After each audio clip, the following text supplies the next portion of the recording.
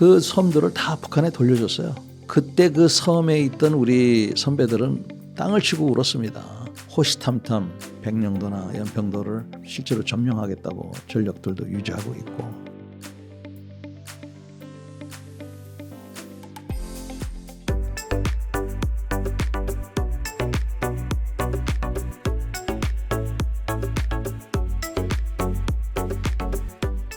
전인범 예비역 중장입니다. 저는 전투부대에서만 군생활을 했고 또 정책 분야에 근무를 했습니다. 전투부대와 정책 분야 동시에 이렇게 근무하는 경우는 그렇게 흔하지가 않은데 저한테는 아주 좋은 기회들이 있어서 전투부대와 정책 분야에 동시에 근무했고 근무 중에는 이기자부대 사단장과 또 특전사의 사령관을 했었습니다. 과거에는 우리가 그 미국 대통령 선거 또 우리나라 대통령 선거 때 북한이 도발을 함으로써 한반도의 긴장을 고조시키고 북한이 그들 스스로에게 관심을 끄는 그러한 그 전략을 쓸까봐 걱정을 했는데 북한이 그런 전략이 그들에게 도움이 별로 안 된다 하는 것을 배운 것 같습니다. 즉 만약에 그런 그 위기를 초래해 놓으면 결국은 남한이 됐든 미국이 됐든 그들하고는 불편한 보수층에게 도움이 되니까 원래는 북한이 그렇게 하면은 우리가 겁을 먹고 북한이 무서워 북한한테 잘해야 돼 그러니까 북한하고 각을 세우는 보수 정부는 찍어주면 안 돼 뭐 이런 생각을 할 줄 알았는데 오히려 우리나라도 그렇고 미국도 그렇고 북한한테 잘해줬더니 쟤네들이 저렇게 까불어 이제는 강하게 나가야 돼 이렇게 나온다는 걸 아니까 굳이 뭐 그렇게 하지 않는 것 같아요.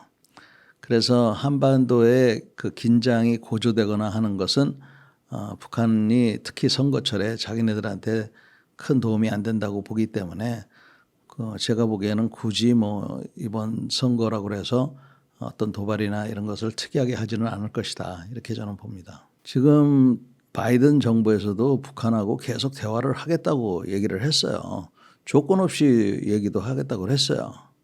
그런데 북한이 지금 얘기하는 거는 너희들하고 이제 더 이상 대화 안 해. 우리는 핵무기를 가졌고 핵무기를 완성할 거야. 오로지 대화를 하겠다고 하는 거는 두 가지 조건이 돼야 돼요. 첫째는 북한의 핵무기를 인정해라. 즉 비핵화를 더 이상 요구하지 마라. 두 번째는 경제 제재를 풀어라. 이거거든요. 트럼프 대통령이 됐든 바이든 대통령이 됐든 그 두 가지를 받아들여서 북한하고 대화하기가 쉽지 않습니다. 그래서 다음번에 트럼프 대통령이 설사 대통령이 돼서 김정은 위원장과 뭐 외교적인 대화를 시도한다 하더라도 쉽지 않을 거예요. 비핵화 문제하고 경제 제재 이거를 풀어주지 않는 한. 그래서 그 풀어주기가 그게 누구 한 사람 마음으로 되는 게 아니거든요. 아무리 미국 대통령이지만 상원하고 하원의 그 동의와 지지를 받아야 뭐 돈도 예산도 편성되고 하는 거기 때문에 그래서 제가 보기에는 대화는 뭐 할지 모르지만 대화하는 동안에 북한은 계속 미사일은 덜 쏠지 몰라요.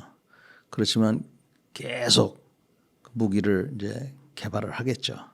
그랬다가 수틀리면 또 뻥 쏘고 또 빵 쏘고 뭐 이렇게 해서 아주 제가 보기에는 이 문제를 해결하기가 쉽지가 않습니다. 그래서 제가 갖고 있는 한 가지 그 생각은 우리가 핵무장을 해야 된다. 우리가 핵무장을 해서 북한하고 두 개의 핵을 가진 국가로서 야 너희도 핵을 갖고 있고 우리도 핵을 갖고 있는데 얘기 좀 하자. 너희 몇 발 있어? 그러면 한 300발 있어도 한 500발 있다고 그러겠죠. 그죠?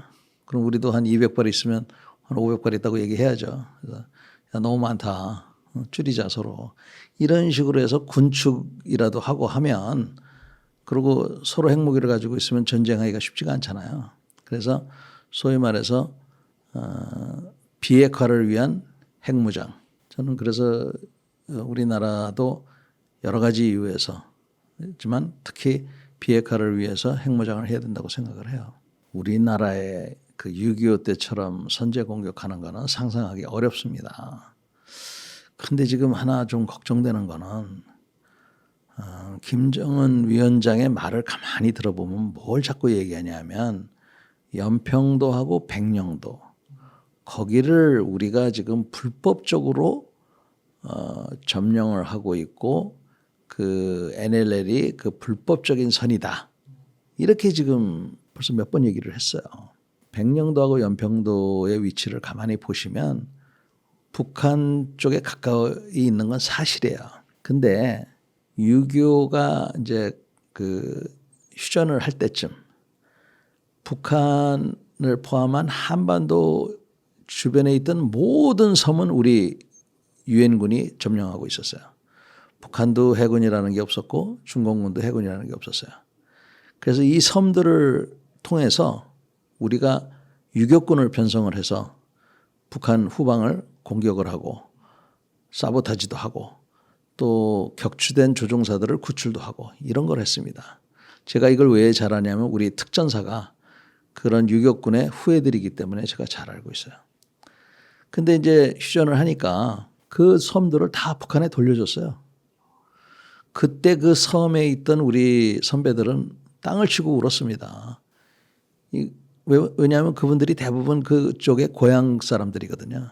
그래서 그분들을 우리가 참 설득을 해서 이제 남쪽으로 데려왔다고. 그러니까 우리가 내준 거예요. 자의적으로. 그리고 남긴 게 이 백령도하고 연평도예요. 그래서 그때는 찍소리 못 하다가 한 70년대부터 이제 지네들이 해군이 좀 있으니까 얘기를 했는데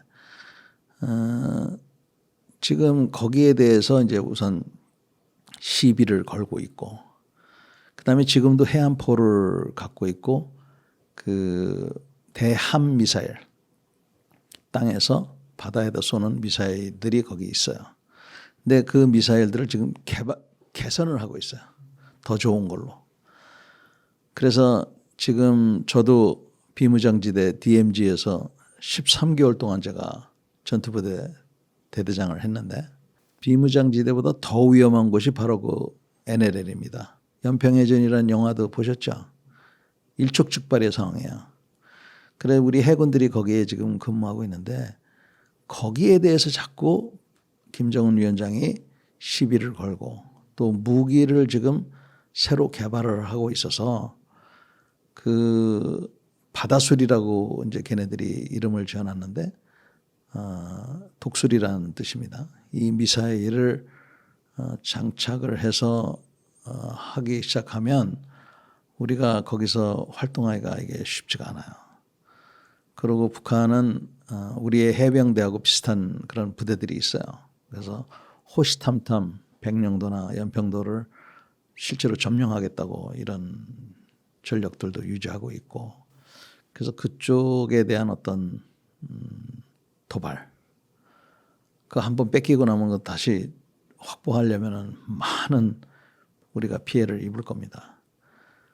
그래서 그런 것들이 만약에 우리가 조금 틈새를 보이면 할 가능성 그런 것들은 충분히 있어요. 그래서 지금 이제 그 우리 그 시청자분들께서 당장 이제 뭐 물가라든지 취직, 결혼 뭐 이런 문제를 그 당연히 그 걱정을 당면 과제니까 하지만 그런 것들의 바탕 속에서는 이런 안보 문제가 일단은 어느 정도 정리가 돼야 그런 거를 해결하려고 노력을 해야지 안보가 불안한데 뭐 돈이 많으면 뭐 하겠어요.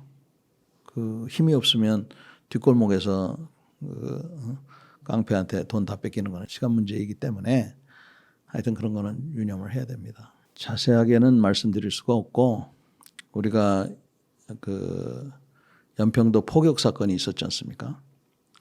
연평도 포격 사건은 연평도에 주둔하고 있는 우리 해병들이 일상적인 사격 훈련을 빌미로 북한이 우리가 먼저 도발했다. 전혀 사실이 아닙니다. 그런 거를 이제 시비거리로 해가지고 한 300여 발을 쏜 거예요. 거기다가. 그때 우리는 즉각 대응을 했죠. 제 기억으로는 20분 만인가 이렇게 대응을 했는데 그 굉장히 잘한 겁니다. 포탄이 막 날라올 때는 20분이 금방 지나가요. 그래서 이제 대응을 했는데 그때 우리가 안 한 게 그 북한의 그 포진지에 대해서 어느 정도만 사격을 하고 북한이 더 이상 사격을 안 하는 시점에서 우리도 포격을 금했던 겁니다. 그러나 일부에서는 우리가 거기다가 분명하게 하여튼 더 때려야 된다. 그래서 전투기를 보내야 된다고 그 주장하는 사람들이 있었어요. 그래서 만약에 그때 전투기를 보냈으면 북한은 대공미사일을 또 쐈을 거거든요. 그 대공미사일을 쏘고 북한이 만약에 전투기를 보내면 우리도 또 대응을 해야 될 거예요. 그래서 이게 이제 확전이 되는 겁니다. 이거를 중지시키는 거는 쉽지 않아요. 누가 중지를 시키겠습니까? 그래서 그러니까 1차적인 어떤 그 대응도 중요하지만 이거를 어느 선상에서 맞출 거냐.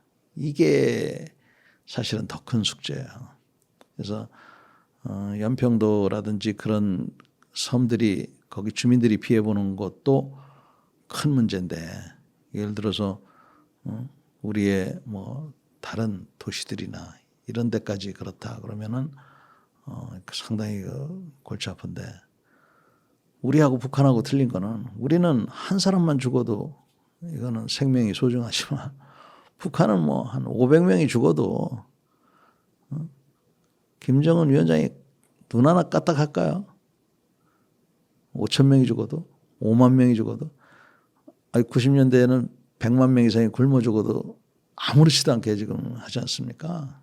그래서 이런 것들을 우리가 잘 봐야 돼요. 근데 북한도 제가 보면 그렇게 뭐 자신 있게 이렇게 하지는 못하는 것 같아요. 그런데 뭐 자신 있게 하고 뭐 이걸 떠나서 오판할까 봐 그래서 제일 큰 걱정입니다. 북한이 전투기 그다음에 최신 함정 이런 거는 우리하고는 게임이 안 됩니다. 연평해전에서도 보셨지만 북한은 손으로 돌려서 포를 쐈고 우리는 자동화 돼가지고 찍찍찍 해서 드륵드륵 쐈고요. 전투기는 뭐 말할 것도 없고. 그런데 그런 거 말고 총이라든지 또 사이버, 생화학 무기, 핵무기, 드론, 전자전, GPS 이런 거 다 전자전이거든요. 전자전, 제밍 능력 이런 것들. 이런 거는 북한이 전쟁만 생각하는 나라이기 때문에 기술이 상당히 우수해요. 그래서 우리가 지금 그 비교도 할 수 없이 우수한 거는 전투기 조종사, 그 해군 함정에 있는 우리 해군들 이런 거는 압도적인데 그 외의 분야는 우리가 북한보다 우세하다라고 말하기가 쉽지 않습니다. 그래서 의외로 이거 지금 그 심각해요. 우선 제가 보기에는 우리가 갖고 있는 여러 가지 문제가 건강해지기 위한 그런 문제들이라고 생각합니다. 예를 들면 요새 군대 밥이 좋아졌다는 얘기 들으셨습니까? 엄청 좋아졌습니다. 지난주에 미국 학생들이 ROTC 학생들이 우리나라 군 부대를 방문해서 그 병식 체험을 했는데 LA 갈비가 나오고 그다음에 그 수박이 디저트로도 나오고 그다음에 뭐 그 음식이 너무 좋아서 깜짝 놀랐고 그다음에 그들이 그 병식을 할 때 옛날 같으면 우리 그냥 숟가락 하나 더 놨잖아요. 이제는 그렇게 안 돼요. 이제는 정확하게 인원 보고를 해서 그 한 끼 식사에 대해서 개인이 지불하든 뭐 공금으로 하든 정확하게 계산을 합니다. 이와 같은 것은 거의 스캔들에 가까운 그런 급식에 대한 문제가 사회로 나왔기 때문에 이제는 밥 먹는 거는 거의 해결이 됐다고 봅니다. 이제 훈련 나갔을 때 과연 어떻게 되는지, 또 유사시에 어떻게 될지, 이런 것들만 이제 남아 있는 것 같아요. 제가 보니까. 그렇듯이 우리는 그런 자정 능력이 있어서 강한 군대로 가기 위한 지금 하나의 그 열병 비슷하다고 저는 생각을 해요. 지금 갖고 일어나는 현상들이. 그러나 이런 현상들이 해결될 때까지는 시간이 좀 걸리는 것이죠. 그리고 그보다 더 중요한 거는 이 책임지고 있는 사람들이 정신을 좀 차려야 될 것 같습니다. 윗사람도 윗사람이지만 그 중간에 있는 사람들. 이번에도 봤지만 대위라 하더라도 상당히 큰 영향을 미칠 수 있지 않습니까?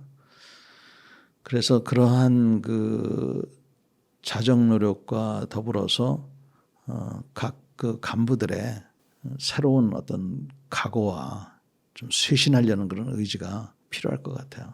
지금 17일이 그러니까 6월 17일로 시작되는 이번 주 중에 방북이 예상되고 있습니다.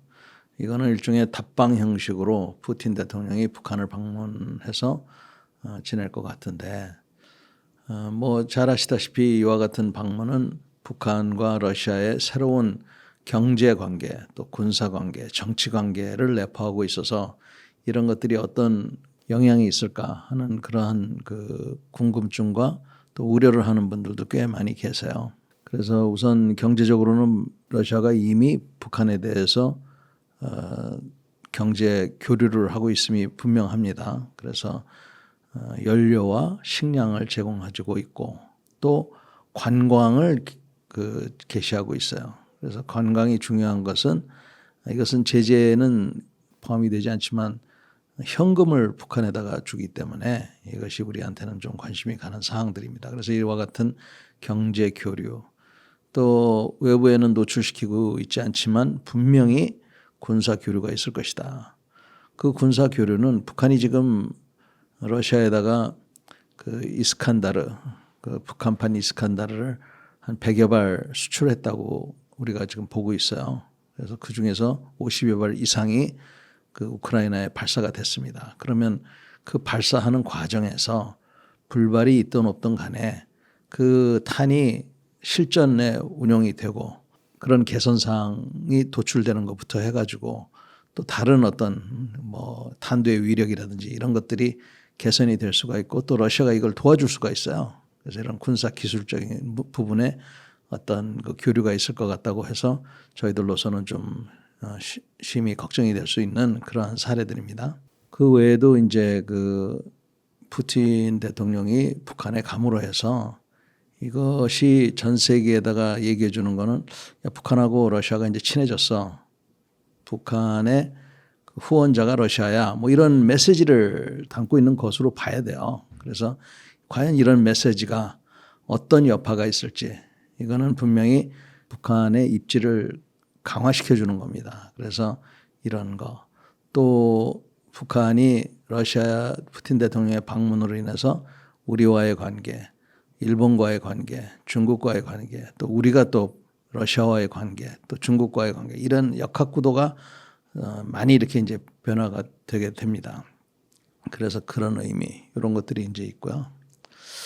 그 다음에 이제 그 북한 인권 문제에 대해서 그동안 그래도 큰 국가들이 북한 인권 문제에 대해서는 한 목소리를 냈는데 과연 러시아가 북한 인권 문제에 대해서 어떠한 입장을 취할 것인지 그냥 거기를 방문했다는 것 자체만 해도 북한 인권 문제에 대해서는 뭐 크게 관여치 않겠다 이런 메시지를 또 던지는 거라고 자의적으로 해석하는 사람들이 있을 거거든요.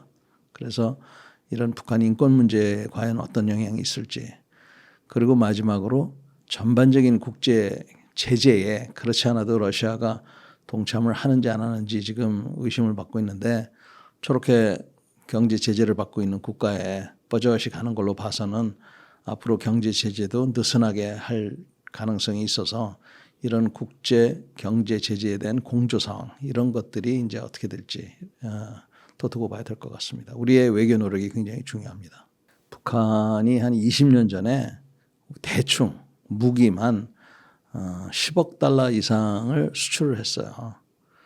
그러니까 20년 전에 10억 달러고 우리가 그냥 추산하는 게 그 금액이니까 상당히 많은 그 무기를 수출을 했습니다. 주로 소화기예요. 그러니까 소총, 그다음에 수류탄, 탄약, 그리고 그 RPG라는 거 있죠. 그런 거를 했는데 북한이 RPG를 잘 만듭니다. 그래서 북한이 RPG 그 발사관도 발사관이지만 탄두를 여러 종류를 개발해서 수출을 할 수 있는 그런 능력을 갖고 있어요. 그거 외에도 그 코아넷이라는 러시아에서 만든 대전차 미사일이 있는데 이게 그 상당히 좋은 미사일입니다. M1 전차도 파괴시킬 수 있는 전차인데 북한에서는 불세라고 그래가지고 그거를 또 만들고 있어요. 그리고 우리가 그 우크라이나전 처음에 일어났을 때 사람이 쏘는 대공 미사일 있죠. 맨패드라고 하는데 그것도 북한이 그 만들어요. 그래서 북한이 미사일뿐만 아니라 그런 소화기류들을 그 중동에다가 많이 수출을 했었습니다. 그래서 그동안 경제 제재를 통해서 그와 같은 것들이 중동에 수출이 되지 않도록 또 아프리카에 수출이 되지 않도록 우리가 나름대로 그 공조 체제를 잘 유지를 하고 있었던 겁니다. 근데 이제 이렇게 됨으로 해서 북한이 뭐 미사일도 미사일이지만 그런 것들을 수출을 하는데 북한의 수출 방식은 그런 무기를 완제품을 수출하는 게 아니라 공장을 수출을 해요. 그래서 공장 전체를 외국에다가 수출을 해서 공장을 가동시키고 하는 그런 방식을 취하고 있어서 무기의 그야말로 그 전도사 역할을 지금 북한이 하고 있습니다. 그 북한의 그 풍선 대남 그 투하는 내용물을 보면 참 치졸하고 좀 더럽죠. 예. 근데 아이디어 자체는 하여튼 기발한 것 같아요. 거기에 삐라를 넣은 것도 아니고 우리에게 그 아주 그 뭐라 그럴까 우리 생활의 불편을 초래하는 거기다가 GPS도 지금 교란을 시키고 있지 않습니까? 그저께 제가 택시를 잡으려고 하는데 제 위치가 잘못 잡혀서 혹시 이게 북한의 GPS 공격이 아닌가 하는 걱정을 할 정도로 그래서 그런 그 도발을 해서 우리의 일상 생활을 지금 그 불편하게 하고 거북하게 하는 그러한 거를 하고 있어요. 그래서 북한이 이와 같은 그 풍선 도발을 한 것은 우리의 대남 그 탈북 단체가 북한에 대북 풍선을 올렸기 때문에 그렇게 한 겁니다. 이 탈북 단체는 북한에서 목숨을 걸고 탈출하신 분들이에요.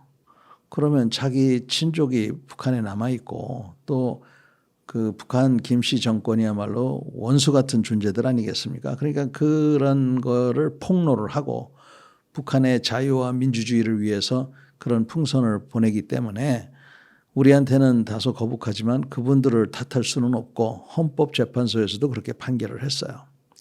그래서 이분들이 이제 그런 풍선을 올렸기 때문에 북한에서는 그거를 이제 빌미 삼아서 우리한테 그런 오물을 투하를 한 겁니다. 그래서 우리의 생활을 이제 불편하게 하고 오히려 우리가 탈북한 그분들을 그 질타를 한다든지 또 뭐 이렇게 하기를 원하고 있는 것 같아요. 그러나 이럴 때일수록 우리가 중심을 잘 지켜서 우리 탈북민들이 그런 민주주의와 또 자유를 위해서 또 북한에 지금 고생하고 있는 그 많은 우리 동포들을 위해서 노력하는 부분에 대해서는 뭐 격려는 못할지언정 그거를 막을 수는 저는 없다고 생각합니다. 다만 어느 정도의 필요 여부에 대해서는 좀 심층 있게 보고 다른 방법으로 북한의 인권을 위해서 우리가 노력을 해야 된다라는 생각은 해요. 그러나 어찌됐건 지금 이제 대북 풍선이 우리 쪽으로 내려오고 있고 해서 굉장히 불편한데 혹자들은 그 대북 풍선에 생화학 무기를 넣어서 하면 어쩔 뻔했느냐 이런 얘기를 하는데 저는 뭐 그렇게 걱정은 안 합니다. 왜냐하면 북한이 생화학 무기를 내려보내려면은 이 풍선 말고 더 좋은 방법들을 많이 갖고 있어요. 그렇기 때문에 굳이 효과가 상대적으로 적은 풍선을 이용할 것 같지 않아서 그런 측면에서는 걱정은 하지 않고 있습니다. 그러나 어찌됐건 이 대북 풍선 때문에 한동안 우리가 이제 좀 불편을 좀 겪을 것 같습니다. 또 한 가지 제가 말씀드리고 싶은 것은 우리가 이제 대북 방송을 지금 하겠다고 했잖아요.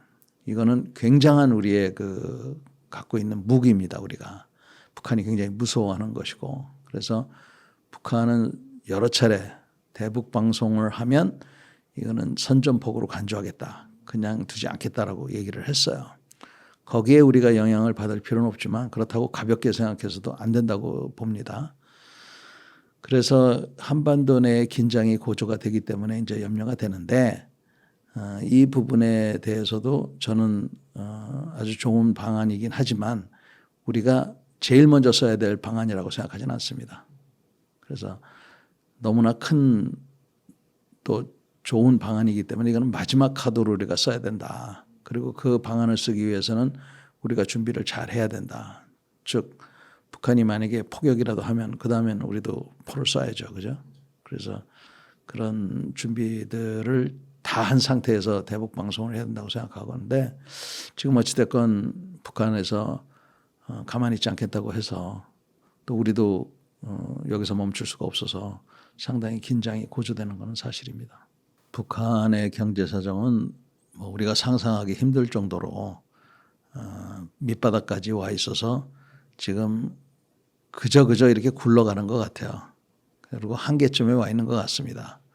그래서 김정은이도 핵무기를 현재 개발했고 투발수단도 완성한 상태에서 이제 경제에 좀 눈을 돌리고 있고, 또 이번에 러시아하고 협력 관계를 그 개선함에 따라서 식량 문제도 어느 정도 해결을 해서 그 북한에 대한 그런 식량 문제, 먹고 사는 문제를 그 관심을 좀 가지게 된 것 같아요. 그래서 북한이 지금 그러한 일단 그쪽 엘리트들을 위주로 해서 그런 삶에 대한 그런 것들을 이제 좀 개선하려고 노력을 하는 거는 뭐 긍정적으로 보는데, 앞으로 이런 것들이 계속되기 위해서는 보다 많은 투자가 있어야 되는데, 아직도 북한이 미사일을 발사하고 핵을 개발하고 있기 때문에 많은 돈이 전쟁 준비에 들어가고 있고, 북한 정권의 그 성격상 그 인민들보다는 전쟁 준비,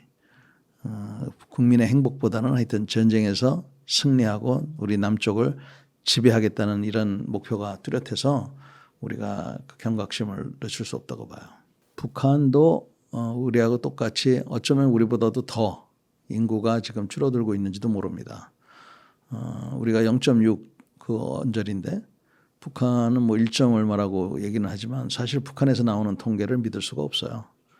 그래서 북한도 지금 상당한 인구의 그런 문제를 봉착하고 있습니다. 근데 우리와 달리 북한은 복무 기간을 13년, 뭐 10년, 뭐 15년 막 이렇게 늘려버리는 거예요. 우리는 그렇게 할 수가 없습니다. 근데 북한은 그럼 어떻게 그렇게 가능하느냐? 북한은 고등학교를 졸업하자마자 그 징집을 해가지고 13년 하면은 한 30살에 나오게 이렇게 돼 있어요. 그러면 그 한 3년 복무하는 기간 중에 대부분이 건설 현장에 지금 투입이 됩니다. 1년에 10,000호씩 그 아파트를 짓는다고 그래요. 그러니까 신도시 하나가 쑥쑥쑥쑥 생겨나는 거야. 그게 뭘로 되냐 하면은 북한은 그 군대가 그런 건설 활동을 하거든요. 그래서 우리 같으면은 만약에 10년씩 근무를 시키면 밖에서 일할 사람이 없는데, 걔네들은 그 징집을 시켜가지고 이제 그런 산업 활동을 시키는 겁니다. 그래서 이제 그게 가능한데, 북한은 이제 그런 식으로 유지를 하고 있는 것이죠. 그래서 사회 전체가 병영처럼 운영이 되고 있는 겁니다.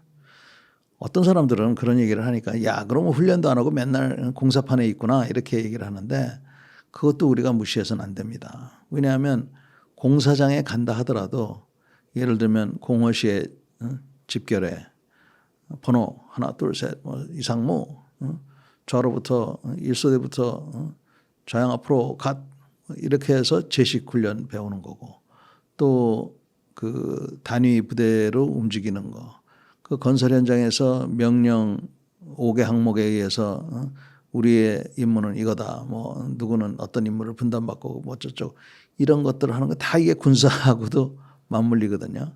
그리고는 이제 가끔씩 총도 쏘고 뭐 이러면 보병들 유지하는 거는 큰 문제가 안 돼요. 그래서 건설 현장에서 건설한다고 그래서 우리가 그 북한 군대를 그렇게 우습게 보면 안 되고 그 친구들은 그런 식으로 오랫동안 근무를 하기 때문에 이런 문제들을 그런 식으로 해결을 하고 있습니다. 당장은 뭐 그런 일이 있겠습니까? 근데 퍼센테이지로 따진다면 100% 있겠느냐? 저는 그렇진 않다고 봐요. 50% 그것도 가능하지 않다고 봅니다. 그러나 1%의 가능성은 있죠. 그 아무리 가능성이 낮더라도 그래서 그런 식으로 우리가 준비를 해야 됩니다. 1%도 100%처럼. 근데 일반 국민들이 그렇게 하는 것은 일상생활을 해야 되기 때문에 바람직하지 않고 군인들 또 안보를 책임지고 있는 분들 특히 그런 안보를 책임지고 있고 군인들을 감독하는 국회의원들 이런 분들이 그런 분들 입장에서는 1%가 아니라 100%라고 보고 해야 되는데 과연 지금 그들이 그런 안보 담당자들이 특히 국회의원들이 그렇게 북한의 위협을 보느냐. 저 보니까 북한의 위협을 그렇게 안 보는 것 같아요. 그러니까 최근에도 보면은 선거를 하더라도 안보 이슈가 한마디도 안 나오잖아요. 뭐 우리나라 그 인구가 줄어들어서 군대는 그 복무 기간을 뭐 늘려야 되냐 줄여야 되냐 뭐 봉급 이렇게 주는 게 맞느냐 미군들 뭐 이렇게 방위비 분담금 더 달라는데 이게 맞느냐 틀려 그런 논의가 전혀 없이 우리가 지금 정치인들을 뽑는 이런 사회 구조는 아주 대단히 저는 굉장히 위험하고 그런 안보가 이슈가 되지 않는 우리 사회가 정말 위험하다고 생각합니다. 위협은 분명하고요.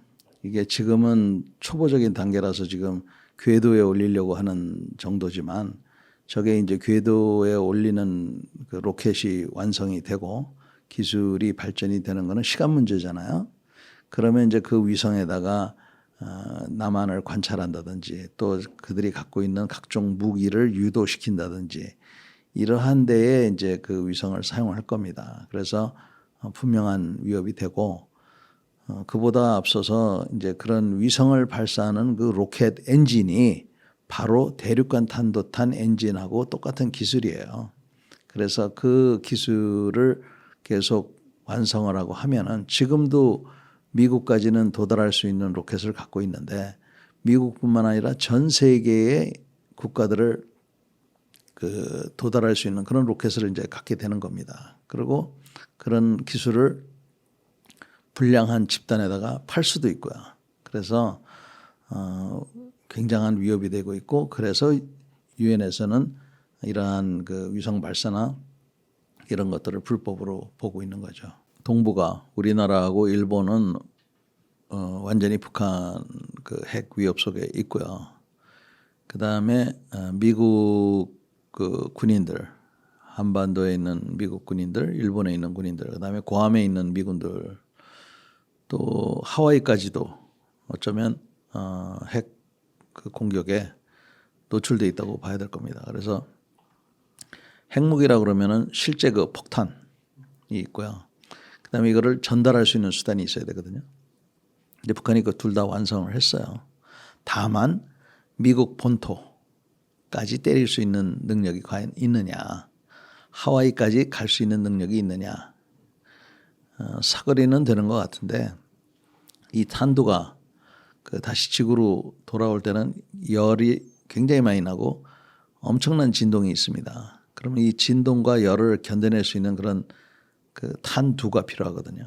그다음에 이거를 정확하게 그 때릴 수 있는 그런 조준 능력, 또 표적화할 수 있는 데이터 이런 것들이 있는지는 모르겠어요. 그러나 한반도는 다 있고 그런 데는 좀 더 시간이 필요하다 이렇게 봅니다. 이스라엘하고 우리하고 비교하는 거는 이제 그 이스라엘의 강적들은 좀 멀리 떨어져 있어요. 그렇기 때문에 날아오는 시간이 뭐 30분에서 1시간 이렇게 걸립니다. 우리는 3분이면 날라오기 때문에 이거 방어하기가 쉽지가 않아요. 그래서 그런 체계를 구축하려면 상당히 많은 돈과 노력이 필요합니다. 그리고 기왕 그렇게 할 거면은 이제는 미사일로 쏴 떨어뜨리려고 그러지 말고 레이저로 쏴 떨어뜨리려고 해야 돼요. 그래서 레이저를 하려면은 그 에너지원이 굉장히 많이 필요하거든요. 그래서 우리나라가 원자력을 버릴 수 없는 게 원자력으로만이 그러한 에너지를 구할 수 있기 때문에 하여간 원자력을 버릴 수가 없어요. 우리는 이거 하나만 보더라도.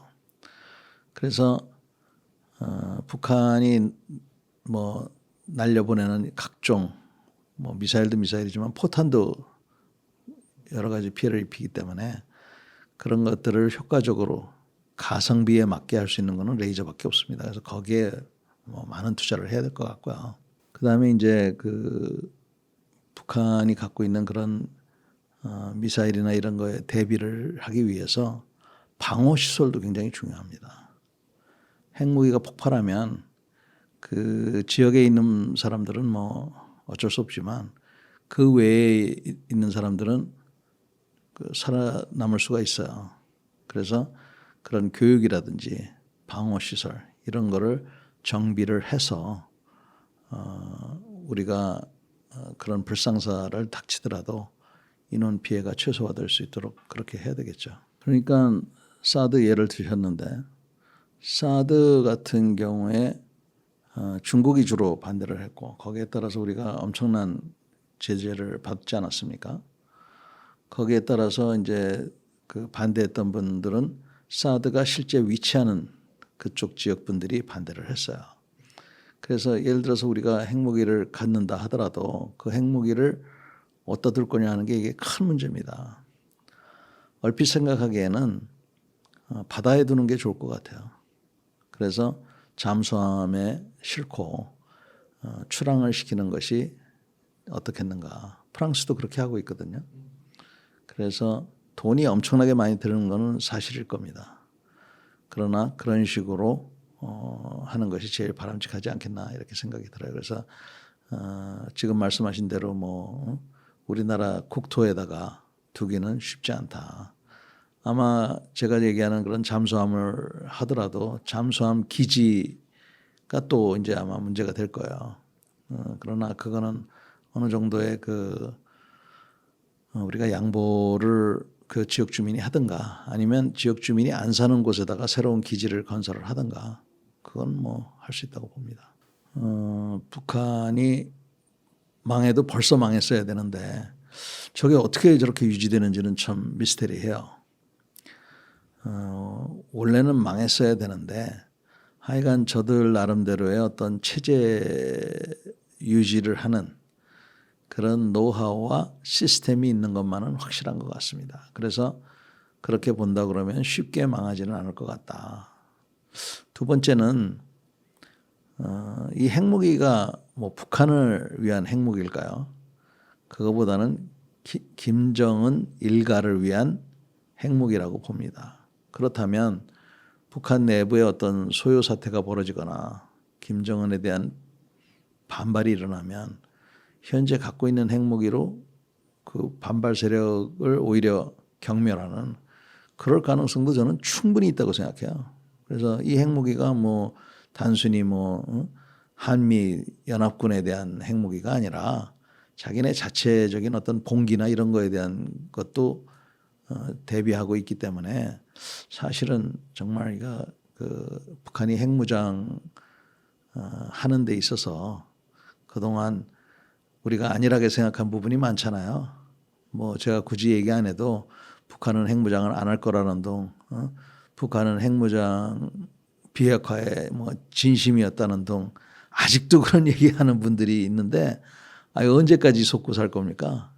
그래서 이제 우리는 그거는 기정사실로 받아들여야 될 것 같고 어떻게 우리가 지금 이 어려운 시기에 살아남을 건가 이거를 고민을 좀 했으면 좋겠어요. 그래서 우리나라가 핵무장을 하는 거는 쉬운 일이 아닙니다.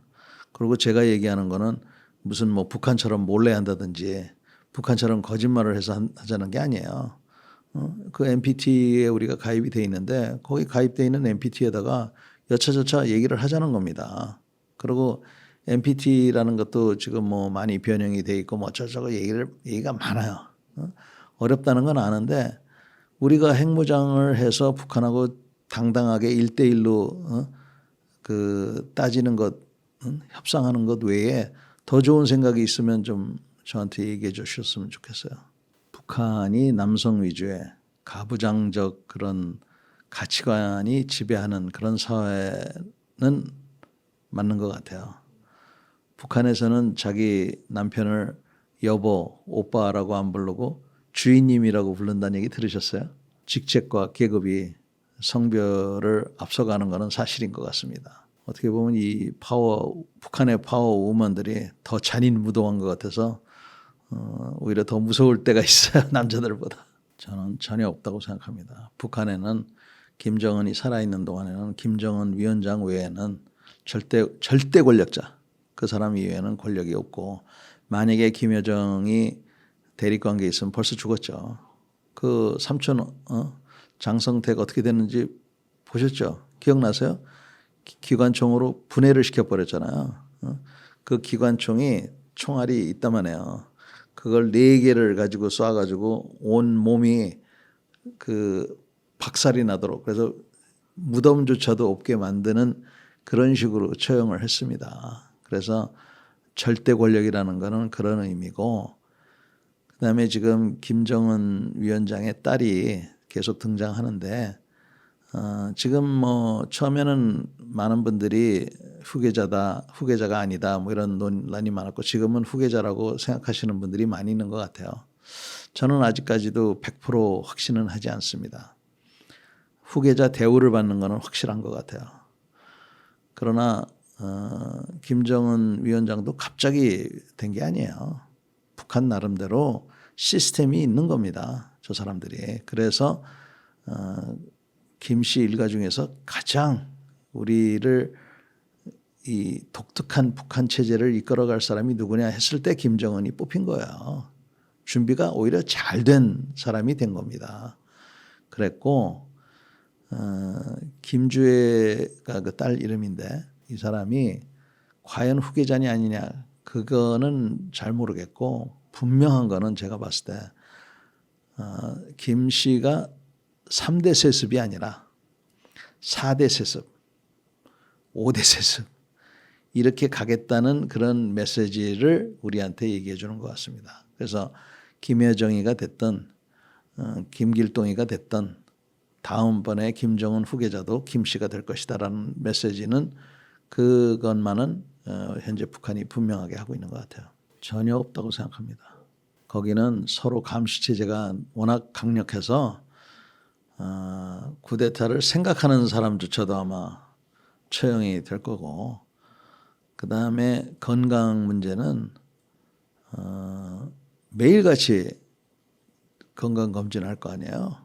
뭐 혈압도 잴 거고 맥박도 잴 거고 몸무게도 잴 거고 뭐 생각해 보십시오. 그 대소변도 다 점검할 거고 옛날에 우리나라 임금님들도 다 그랬잖아요. 김정은은 뭐 오죽하겠어요. 그러니까 갑작스럽게 죽고 그런다.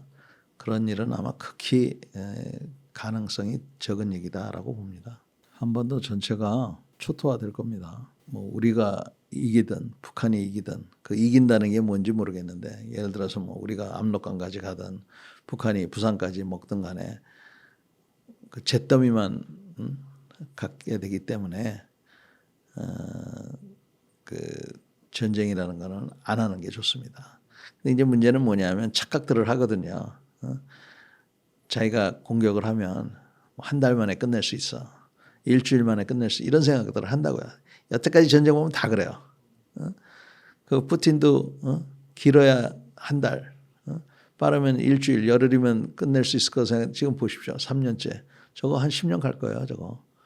그래서 그런 착각 속에서 하기 때문에 그 오판을 이제 하면 그런 꼴이 날 겁니다. 대립은 안 되고 제가 보기엔 균형을 유지하면서 우리가 서로를 인정을 하고 그 인정 속에서 교류를 해야죠. 그래서 그 교류의 첫 번째는 저는 그 북한에 있는 정치범들, 탈북자 가족들 이런 사람들이 있거든요. 그런 사람들을 빼내는 작업을 해야 된다고 생각해요. 그러면 우리가 예를 들어서 신문에다 막 내고 뭐 몇 명이 넘어왔네 이렇게 하지 말고 조용히 북한하고 협상을 해서 야 너희도 그 반동 분자들 데리고 있으면 뭐하냐 우리한테 넘겨라. 우리한테 넘기면 보상을 좀 하겠다. 예를 들어서 북한이 원치 않는 사람들을 우리가 한 사람당 2천만 원씩 주고 뭐 교환을 했다. 저는 괜찮은 것 같은데요. 그렇게 해서 우리가 뭐 1명을 구하든 1,000명을 구하든 10,000명을 구하든 빨리 이렇게 구하는 그런 노력을 그러니까 북한 인권에 대한 거를 해야 된다고 생각하고요. 두 번째는 우리 남한 내에서 통일에 대한 생각을 좀 해야 될 것 같아요. 지금 많은 사람들이 통일을 왜 해? 전쟁을 왜 해? 통일 없이 그냥 그대로 살아. 통일하면 돈 많이 든다며 이렇게 그 생각들을 한다고 하는데 저는 이해는 됩니다. 그러나 우리 민족이 통일을 해야 되는 그런 여러 가지 이유들이 있어요. 우선 통일을 하는 과정은 어려울지 모르지만 통일을 잘만 하면 독일처럼 하면 안 될 것 같고요. 통일을 잘만 하면 우리가 그야말로 세계 10위가 아니라 세계 몇 위가 될 수 있는 그러한 가능성이 있거든요. 그래서 그런 가능성 또 우리의 어떤 역사적인 전통 이런 것들을 구현하기 위해서라도 그런 목표를 잘 두고 통일이 왜 중요한지 왜 필요한지 이런 것들을 우리가 계속 생각하고 그 통일에 대한 범위, 절차 또 왜 이런 것들이 지금이야말로 북한이 우리를 동족으로 보지 않겠다.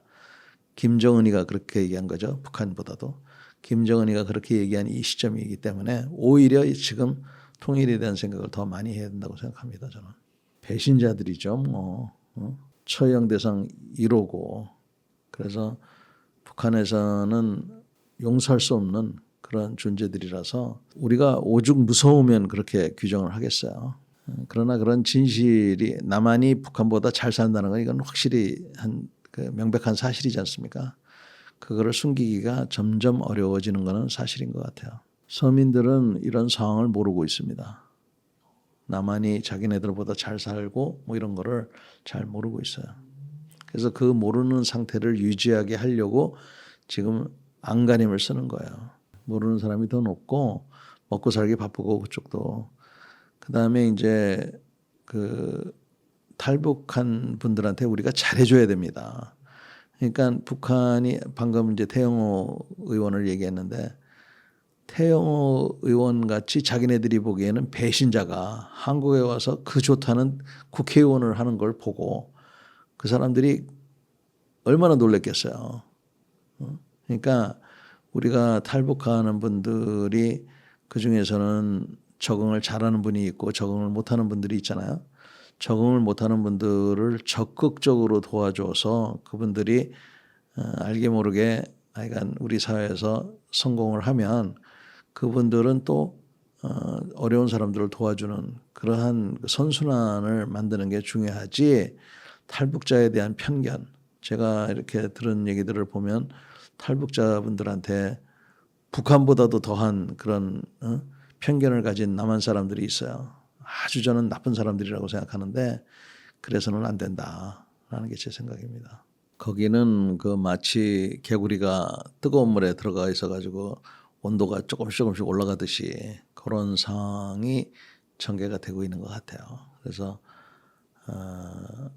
긴장이 고조되고 있는데 아무도 지금 전쟁을 원하지는 않는 것 같습니다. 대만이 원하지도 않고 미국이 원하지도 않고 일본이 원하지도 않고 중국도 원하진 않는데 중국 입장에서는 대만이 예를 들어 독립을 선언한다든지 또는 중국 내에 어떤 그 큰 이변이 일어나서 뭐 그 이변이 뭐 정치적인 이변일 수도 있고 또 어떤 뭐 기근이나 뭐 이런 것들이 그 사회가 흉흉해지는 이런 일이 일어났을 때 관심을 돌리기 위해서라든지 뭐 그다음에 의도치 않았던 지금 뭐 중국의 군함이나 경비정이 미국, 대만, 필리핀 특히 필리핀 그 뭐 어선을 납포하고 거기다가 물대포를 쏘고 뭐 이러는 게 막 그 공공연하거든요. 그 다음에 그 대만을 포위하는 훈련도 하잖아요. 수백 척의 배와 수백 대의 비행기들이 왔다 갔다 합니다. 그럴 때 미국이나 다른 나라들은 야 우리는 너희 그 포위 훈련 인정 못해. 그래서 그냥 지나간다고요. 그 지나갈 때 우연치 않게 충돌이 생길 수가 있는 거예요. 누구도 원하지 않았던. 그랬을 때 여기서 그만해라고 해야 되는데 꼭 그렇게 안 될 수도 있거든요. 그래서 그런 우발적인 충돌 이런 것들이 우리가 예상할 수가 있어요. 그래서 이 중에서 가장 하여튼 좀 걱정이 되는 건 우발적인 충돌이고 그에 따르는 피해 또 여파 이런 것들이거든요. 그래서 그런 일들이 벌어졌을 때 또 오판과 잘못된 생각은 또 다른 오판과 다른 잘못된 생각을 낳을 수가 있기 때문에 그래서 우리가 그 늘 관심을 갖고 고민을 해야 됩니다. 우리가 정신을 바싹 차리고 있는데 북한이 뭐 중국이 좀 하라고 그래서 한다? 그거는 뭐 전혀 제가 보기에는 걱정할 일이 아니고요. 중국이 오히려 북한한테 뭔가를 해준다고 하면은 생각이나 해볼까. 근데 뭐를 해준다고 해야 그런 걸 하겠어요. 우리가 60년대 말, 70년대 초에는 김일성이 미국이 월남전에 저렇게 헤매고 있으니까 한반도에서 말썽을 일으키면 미국이 주랭랑을 칠 수도 있다. 이런 생각을 했어요. 그래서 1960년대 말부터 70년대 초까지를 제2의 한국전쟁이다라고 얘기를 해요. 그때 보면 북한이 도발을 많이 했어요.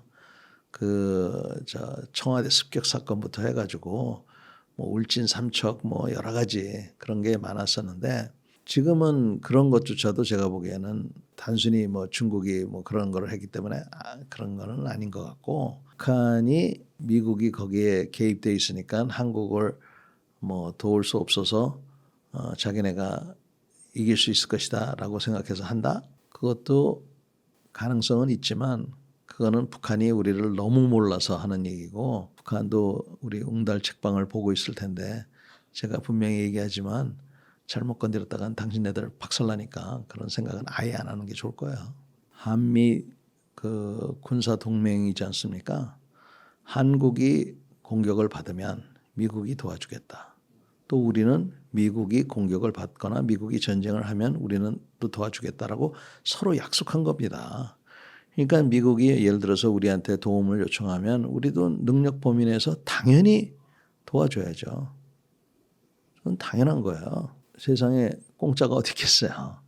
미국한테 지난 7, 80년 동안 도움 받은 만큼 우리도 월남전에도 참전했고 또 이라크, 아프가니스탄에서도 가 있었듯이 대만에서 무슨 사태가 벌어지면 우리 능력 범위 내에서 거기에 거들어주는 거는 그거는 저는 의무라고 생각합니다.